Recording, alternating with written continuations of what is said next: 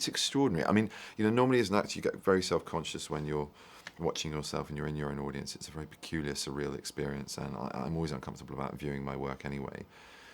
But with this, there is so much going on around you, and even though your imagination has to go there on the day to try and contextualize your environment and how to respond to that as an actor, actually with JJ, there's an awful lot of real environment. There's a lot of live action, which is on the ship, which was a huge set, or various other locations. But you really, in the background, you don't know how sophisticated and brilliant and rich and beautiful the imagery is going to be, and it just blew me away. It really did. So even in the scenes where I was in kind of going, oh God, it means sort of carrying a little bit, I could really distract myself by just getting lost in space, and Earth's never looked so good as well in 3D IMAX. I mean, it's great. It is the way to see the film, and it's a cumbersome thing to kind of do on the day, but my God, it's up there on the screen. It's worth every moment of wait and patience on the day.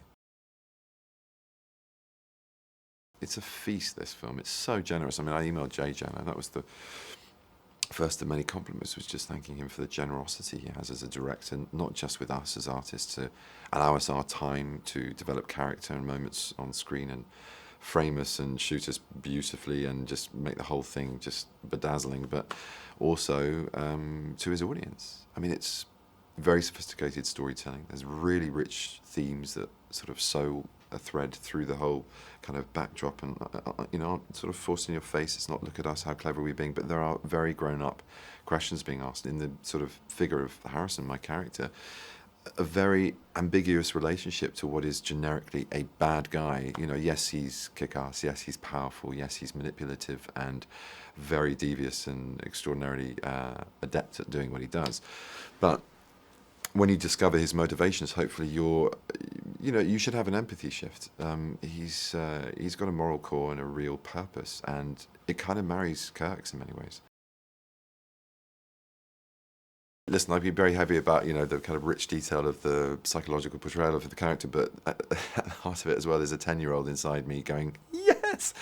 Because, you're running through plates of glass, you're jumping at things and then flying through the air because you're on a rig that's taking you up on a wire, and then you're, doing these stunt scenes where I learned sort of this sort of Hollywood foos, it's called, to sell the punches and kicks, and just a whole new skill set, and so enjoyable to try and perfect with a really expert group of filmmakers. And with JJ at the helm, it's a pleasure, man. He's very special. He is without doubt a genius and a polymath, and those are two words that I don't use very often. I don't think many people do. I mean, he owns those titles. He turns his hand to anything, and he's a professional at it within a second. And it all comes not just from this infuriatingly brilliant and fast furnace of a Spock-like brain, but also from an incredibly Kirk-like heart. The man backs off human intentions and intuition and feeling, and